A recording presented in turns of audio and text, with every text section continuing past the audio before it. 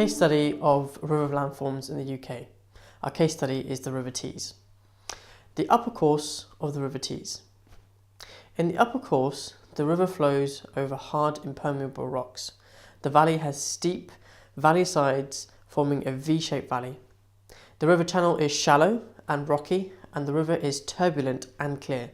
In the upper course, there are the famous high force waterfall and gorge, as well as rapids and potholes.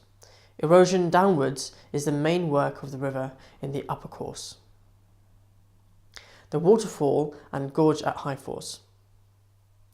High force is a great place to see the famous wind sill.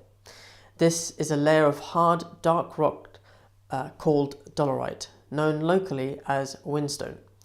The windsill formed about 295 million years ago when molten rock at over 1000 degrees Celsius rose up from within the earth and spread between the layers of the limestone, sandstone and shale. The molten rock cooled and solidified underground to form a flat sheet of rock known as a sill. After millions of years of erosion, the windsill is now exposed at the Earth's surface, forming dramatic landscape features such as High Force and nearby Holwick Scars.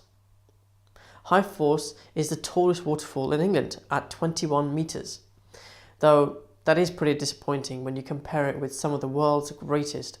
Angel Falls in Venezuela are the world's tallest at 979 metres. At High Force, the waterfall and its gorge of recession have been formed over millions of years. The high head of water, the deep plunge pool and the base, and how the rock type changes. At the top of the waterfall there is a very hard rock called windsill, which is the cap rock. Below this lie softer rocks such as limestone, sandstone and shale. At the edge of the plunge pool are large boulders and rocks. At High Force, the hard windsill lies on the top of the softer limestone and sandstone. The river flows over the harder rocks and erodes the softer rocks below more quickly. Over a long time, the softer rock is undercut and the hard cap rock overhangs. Eventually, the hard rock collapses under the force of gravity. The great power of the water erodes the plunge pool. The rocks resulting from the collapse of the cap rock and the erosion of the plunge pool are moved to the edge. As the cap rock collapses, the waterfall retreats upstream. This is repeated again and again, causing a steep-sided gorge of recession to be formed. Gradually, chips of rock are also broken off the top of the waterfall, and the waterfall reduces in height.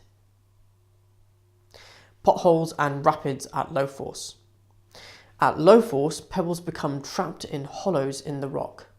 The river's flow causes the pebbles to swirl in the hollow, making it deeper and deeper. The pebbles grind and scrape along the bedrock, eroding the hollow by corrosion. At low force, there are also rapids formed by smaller outcrops of windsill. The less resistant limestone has been eroded away by leaving the rapids behind. The middle course of the River Tees. As the River Tees flows downstream, the gradient becomes less steep. The river begins to erode sideways, lateral erosion, rather than downwards, and the river begins to deposit sand and gravel. The lateral erosion means the river gets wider, the river valley gets wider, and meanders begin to form. The lower course of the River Tees.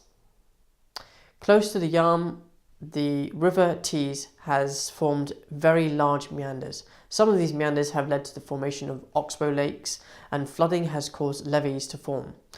Levees are high banks of silt along the banks of a river. They are formed where a river flows slowly, carrying a large load of silt, and floods on occasions.